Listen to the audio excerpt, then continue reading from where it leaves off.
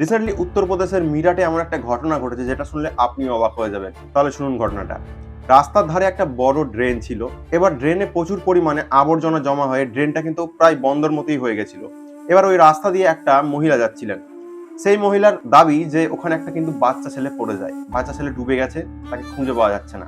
তারপরে কি হয়েছে, তিনি পুলিশকে এবং প্রশাসনকে খবর দেন। খবর দেওয়ার পর প্রশাসন আসে এবং উদ্ধার কর্মীরাও আসে। আসার পরে কিন্তু ওখানে প্লাস্টিক গুলোকে পুরো পরিষ্কার করা হয়, পুরো ক্লিনিং করা হয়। ওখানে যত রকমের আবর্জনা জড়ো হয়েছিল ওই ড্রেনটার মধ্যে। এবার ওই বড় ড্রেনটা সাফ হয়ে যাওয়ার পরে কিন্তু কোথাও ওখানে কোনো বাচ্চার হদিশ মেলেনি। তারপর শত চেষ্টার পরেও পুলিশ যখন বাচ্চাটিকে খুঁজে পায়নি, তারপরে সেই মহিলাকে আবার জিজ্ঞাসাবাদ করেন যে এখানে কি আপনি সত্যি কোনো বাচ্চা দেখেছিলেন যিনি পড়ে গেছেন।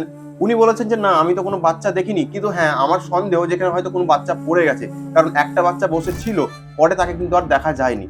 তার মানে তো এটা নয় যে ওখানে বাচ্চাটা পড়ে গেছে। তারপর পুলিশ যখন ছানবিন করে তখন পরে জানা যায় যে ঘটনাটা পুরোটাই কাকতালীয় ছিল, কারণ ওখানকার ড্রেনটা বহুদিন ধরে পরিষ্কার করা হচ্ছিল না। এবার ওই ড্রেনটা পরিষ্কার করার জন্য কিন্তু ওখানকার স্থানীয়রা অনেকবার চেষ্টা করেছেন, কিন্তু সেটা না হওয়ার জন্য এই কাকতালীয় ঘটনাটি নাকি ঘটেছে বলে ধারণা করা হচ্ছে। তবে পুলিশ জিজ্ঞাসাবাদ করেন এবং বলেন যে আপনি এরকম কেন করলেন। মহিলাটি বলেন এখানে অনেক দিন থেকে কিন্তু আবর্জনা জড়ো হয়েছিল, যেটা কেউই খেয়াল করছিল না, কেউই পরিষ্কার করছিল না, যার কারণে ওখানে জল জমছিল এবং স্থানীয়দের অনেক প্রবলেম হচ্ছিল। আর এই ঘটনাটা তো সত্যি হতেও পারতো। আর সেইখানকার প্রশাসনের মতামত, এই রকম ধরনের এমার্জেন্সি সুবিধাকে অপব্যবহার করে সময় নষ্ট করা হচ্ছে। তবে এখানে কোনো বাচ্চাটির ক্ষতি না হলেও সেই ড্রেনটা কিন্তু পরিষ্কার হয়ে গেল, যার ফলে কিন্তু লোকালদের খুবই সুবিধা হলো এবং উপকৃত হলেন তারা।